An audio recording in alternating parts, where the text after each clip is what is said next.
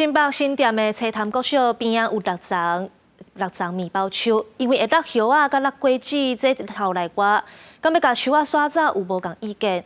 后来市府提案，讲要甲树啊留点遐，毋过会甲人行道粉化，毋过地方煞有人继续反对。 伫新北市青潭国小边仔的85项有6丛已经超过60岁的老面包树，因为这款老树定落叶啊，也是树枝，风风来有部分老树不满。加上因为这6丛老树点伫咧人行道，地属人行道是真恶行，在地就出现甲树啊刷走的声音。不过护树团体甲部分居民并无愿意安尼做，落尾新北市政府协调出新的方案。大热天的时候，这个树冠层非常的大。 我们走在树冠层有阴影树荫的时候，其实温度不到30度。那我们走在没有树荫的地方，温度高达42度。学校内底遮一寡要主张要落叶啊，就爱插树，就爱刷树啊的老师的言论吼，一直都继续存在。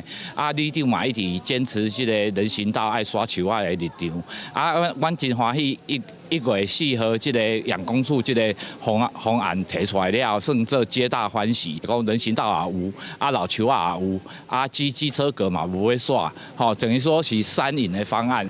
新北市永工处提出的方案是希望把这6丛老树头前的人行道变较宽的，也来遮原本的乌道爱停车格是刷到巷仔口，也是讲巷仔尾。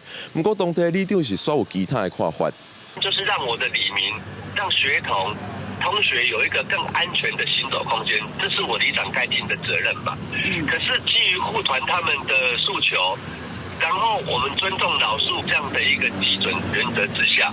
我们希望它能够有一个更大、更好的腹地，更土壤更肥沃的地方，让它更茁壮，这才是尊重生命的意义，不是吗？永工处提出的方案虽然有要伫原地的所在尽量扩大老树通探紧的空间，以及老树生长。不过在地里长认为，规去甲老树刷到其他的所在，才通互老树有好的生长环境，也通修改现行人行道的缺点。 这条巷仔内的老树、人行道、停车格安怎协调，也阁有待各界讨论。记者郭文正、准由新北报道。